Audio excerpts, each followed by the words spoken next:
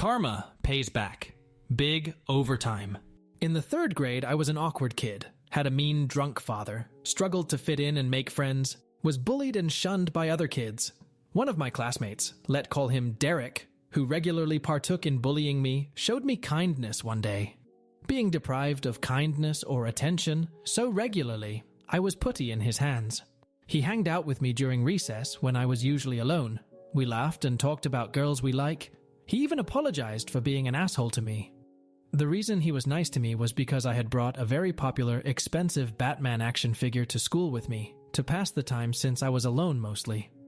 I saved allowance and mowed lawns for 2 months to buy that toy. Everyone wanted one. By the end of the day, he asked me if he could lend the action figure, and like the naive, socially inept kid I was, I trusted him with it. The deal was to return it the following morning. I went home so happy, completely fooled, I never suspected a thing. The following day, he completely ignored me. When I tried to talk to him, he acted like I was crazy. When I asked him to return the action figure, he simply said, "You never gave me any Batman, maybe you imagined it." And when I persisted, he threatened to beat my ass. When I complained to my teacher, I was told that it was my own fault for bringing toys to school. I was afraid they would involve my father, so I dropped it. I couldn't let my father know, or I would be called a pussy and have my ass beat and punished for the next 2 weeks. What's worse is Derek told all the girls that I confided to him about fancying that I lusted after them and that I wanked to them. I was a social outcast before that, but at least I was tolerated. But after his smear campaign with the girls I was a leper, people wouldn't even look me in the eyes, not even the teachers. Kids started throwing stones at me, sabotaged, and vandalized my property. It was hell. I did nothing about it but cry. I was just a weak-willed kid after all. But to this day, I wish I'd bit someone's ear off or something. Anything in retaliation. After a while, the bullying died down. I focused on my studies and started getting good grades. Derek started talking to me again, but I ignored him completely. Sometimes he would repeat, "Why are you being such a baby? You didn't give me anything. You imagined it." By the end of the year, we moved houses and I transferred to another school not far away. Things were much better there. I finally had friends and I was not as naive anymore, so I was not as easily targeted, but I was still mostly me and still got picked on now and then. Over the years, I became somewhat of a delinquent, and in high school I got into regular fights. I may have been overcompensating for the lack of a spine I had in my younger years. I bartended in nightclubs, hotels, and cruise liners in my early 20s. This helped me a lot to be more socially adept and to understand social dynamics and human nature. I finished trade school and qualified as an electrician, and later as a plumber. I know, water and electricity, but believe it or not, I thought it was ingenious at the time. I started my own business, developed a reputation for excellent workmanship in my local area, and did well for myself. When I was 29, I'm 36 now, I received a call out at 2 a.m. for a flooding emergency at a local residence. When I got there, the place was a mess. Water was jetting out of a burst pipe, and electrical equipment was shorted. It was highly dangerous. The living room floor was caved in due to a sinkhole. I was met by the wife, let's call her Jane. Hysterical, and beside herself, she somehow thought that she was responsible, which I found odd. I assured her that it couldn't possibly be her fault. He arrived not 5 minutes later. His demeanor was irate. He didn't greet or shake my hand when I offered. I recognized him immediately, Derek from all those years ago. He demanded to know why I have not begun fixing the issue yet. I was professional, told him what I'd told the wife in terms of costs, but I hid the written quote in my vehicle. I told him who I was and acted happy to see him, assured him that he was in good hands. After a while of arguing with his wife, he seemed to calm down and joked around with me. I knew I had fooled him. We talked about our careers, kids, our school days. I gave him tips and fake recommendations. We got along great. His trust was easy to gain. He must have thought of me as a complete sucker. I assured him that he was in good hands, and this would be fixed in no time.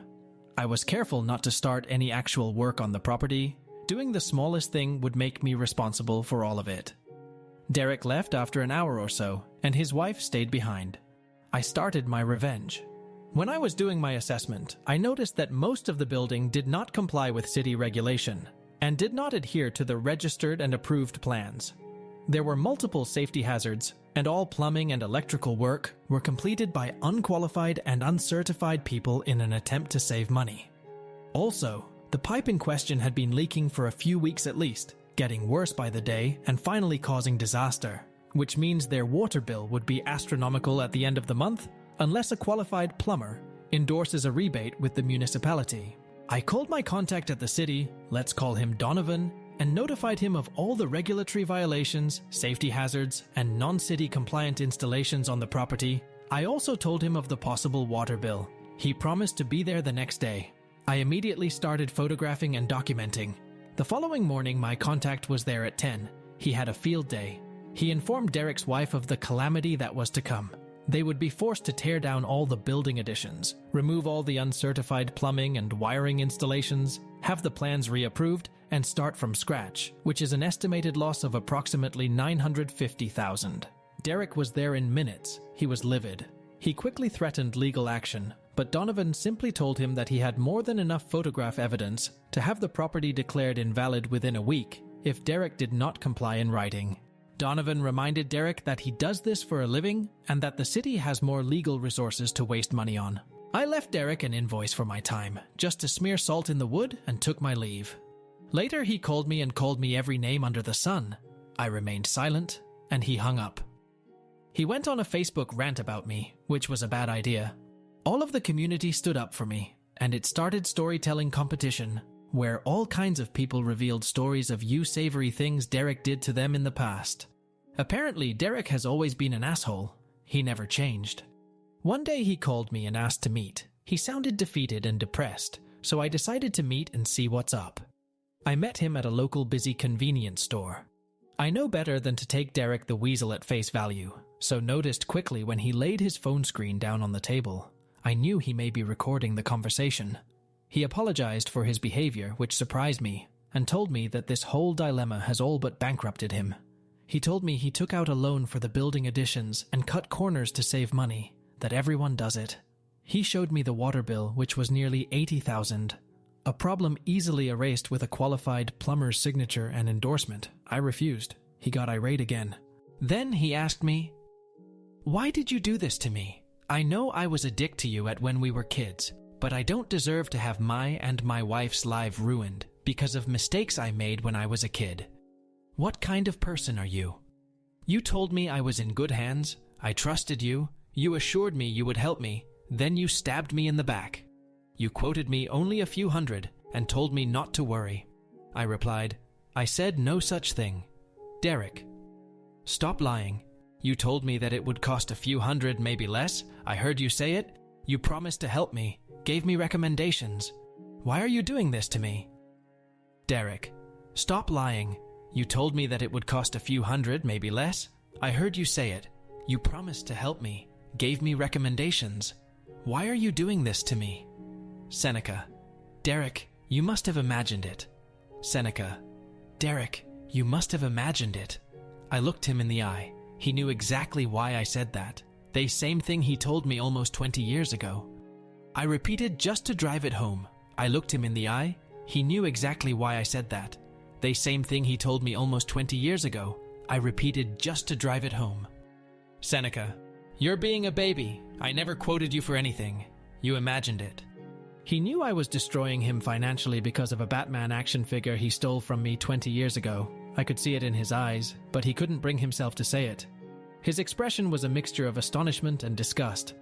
I looked him dead in the eyes for a few seconds for effect, then got up and left. I slept like a baby that night and had a goofy smile all week after. He tried calling a few times but sent him a text stating that further harassment will be met with legal action. Derek, you know what your real name is and what mine is? If in future you read this and realize how I screwed you over, remember how costly that little Batman action figure was to you after years of accumulated interest in karma. The look of despair on your face when you realize why you are ruined was delicious. I cackled maniacally on the drive home from that convenience store. It was time for you to pay the piper. And if you think this will help you legally go ahead and try, it won't, so don't waste your time. Or rather do waste as much time and money. I welcome being even more of a financial inconvenience to your life. Fuck you, Derek.